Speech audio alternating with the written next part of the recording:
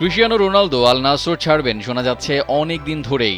এমনকি ইউরোপে প্রত্যাবর্তনের জন্য তিনি নাকি চেষ্টাও চালাচ্ছেন। নিজে থেকেই চেলসিতে যাওয়ার জন্য নাকি অফারও করেছেন রোনালদো। তবে চেলসি সেই প্রস্তাবে সাড়া না দেওয়ায় রোনালদোকে নিয়ে অন্যভাবে আলোচনা হয়েছে বেশ কয়েকদিন। যেহেতু রোনালদো আল নাসরের সাথে চুক্তি নবায়ন করেননি এবং কিছু সংবাদ মাধ্যম জানিয়েছিল আমেরিকা যাচ্ছেন পর্তুগিজ এই সুপারস্টার, তাই অনেকে হয়তো ভেবেই নিয়েছিল যে লিও মেসির লিগে আবারও হয়তো তারা দুজনে ক্যারিয়ারের শেষে লড়াইটা জমাবেন। তবে সেটা আর হচ্ছে না। উল্টো নতুন রেকর্ড করতে যাচ্ছেন রোনালদো।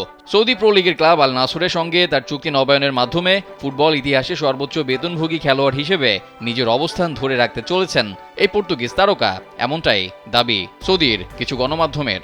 স্যান্ডেলিনা সো, রূপচর্চায় আভিজাত্য।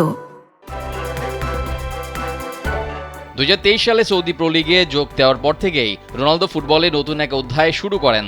সর্বশেষ খবর অনুযায়ী তিনি আল নাসরের সঙ্গে তার বর্তমান চুক্তি আরও বাড়ানোর সিদ্ধান্ত নিয়েছেন। নতুন চুক্তিতে তার বাৎসরিক আয় থাকবে 173 মিলিয়ন পাউন্ড, যা তাকে ইতিহাসের সর্বোচ্চ বেতন পাওয়া ফুটবলার হিসেবে ধরে রাখছে। রোনালদোকে নিয়ে আরও গুঞ্জন ছিল, কথা ছিল সৌদির আরেক ক্লাব যেখানে নেইমার জুনিয়র খেলেন সেই আল হিলালে যাবেন তিনি। তবে সেটাও আর হচ্ছে না। রোনালদো আল হিলালে থাকা নেইমারের সঙ্গে জুটি বাঁধার পরিবর্তে তাদের বিরুদ্ধে লড়াই চালিয়ে যাওয়ার সিদ্ধান্ত নিয়েছেন। এই সিদ্ধান্তের পেছনে একটি গুরুত্বপূর্ণ কারণ হলো আল নাসর তার ট্রান্সফার পরিকল্পনা এবং বড় ট্রফির লক্ষ্য অর্জনে রোনালদোর আস্থা অর্জন করেছে। রোনালদো তার ক্যারিয়ারে ম্যানচেস্টার ইউনাইটেড, রিয়াল মাদ্রিদ এবং জুভেন্টাসের হয়ে গোলের সেঞ্চুরি করেছেন।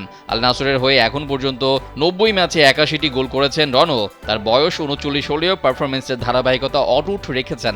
যদি নতুন চুক্তি সই করেন রোনালদো, তাহলে এখন তার ক্লাবের পরবর্তী লক্ষ্য এবং ব্যক্তিগত রেকর্ডের দিকে মনোনিবেশ করবেন তিনি। আল নাসরের হয়ে তার সাফল্য তাকে ফুটবল বিশ্বের আলোচনার কেন্দ্রবিন্দুতে রেখেছে এবং নতুন এই চুক্তি রোনালদোর জন্য আরও সাফল্যের দরজা খুলে দিতে পারে।